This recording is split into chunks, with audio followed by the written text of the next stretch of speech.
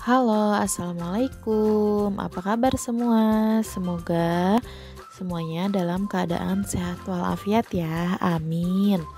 Pada kesempatan kali ini, kita akan belajar tentang sampah. Anak-anak ada yang tahu apa itu sampah? Sampah adalah suatu benda yang sudah tidak terpakai yang dihasilkan dari kegiatan sehari-hari seperti makan, mandi, belajar, dan kegiatan lainnya yang dapat menghasilkan sampah. Nah, setelah kalian memahami apa itu sampah, kalian juga perlu tahu apa bahaya dari sampah tersebut. Sampah yang sudah bau busuk akan banyak dihinggapi oleh lalat. Lalat bisa membawa kuman dan menjadi sumber penyakit. Ada yang tahu apalagi bahaya dari sampah? Sampah bisa menyebabkan banjir. Sungai yang dipenuhi dengan sampah tidak cukup untuk menampung air hujan. Air akhirnya meluap dan terjadi banjir. Sampah juga bisa membuat air tercemar. Tidak bisa lagi dipakai untuk minum dan mandi. Ikan-ikan di dalamnya juga ikut mati. Lalu bagaimana jika sampahnya dikubur di dalam tanah? Apakah masih berbahaya? Ya, tentu. Sampah itu akan mencemari tanah. Tanah jadi tidak subur sehingga tanaman tidak bisa tumbuh. Air tanah di dalamnya juga bisa ikut tercemar. Ada yang tahu bagaimana cara mengolah sampah yang benar? Cara yang lebih tepat adalah dengan cara cegah, pilah, dan olah sampah. Bu Guru akan jelaskan satu-satu ya. Cegah artinya mencegah timbulnya sampah baru. Caranya yaitu dengan membawa perlengkapan sendiri ke sekolah seperti botol minum, kotak makanan, sedotan stainless, dan kain lap sendiri.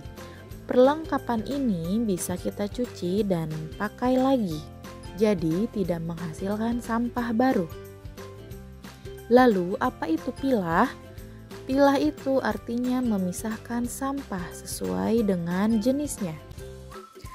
Ada yang tahu apa saja jenis sampah? Jenis-jenis sampah itu ada sampah organik dan juga ada sampah anorganik. Sampah organik itu sampah yang mudah hancur dan busuk. Contohnya sisa makanan, sisa buah-buahan, dan juga daun-daunan. Kebalikannya, sampah organik sangat sulit untuk hancur. Bahkan butuh ratusan sampai ribuan tahun. Contohnya seperti plastik, styrofoam, kaleng, dan kaca. Dan ada satu lagi jenis sampah loh, yaitu sampah berbahaya dan sampah beracun atau B3.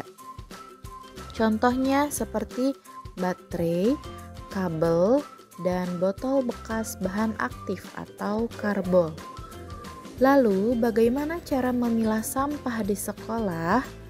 Caranya yaitu dengan membedakan tempat untuk setiap jenis sampah.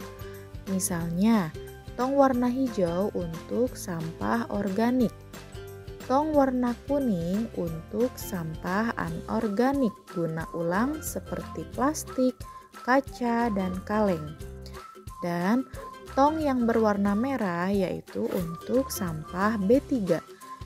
Nah, supaya mudah dibedakan, kita juga bisa tambahkan contoh gambar sampahnya pada tong.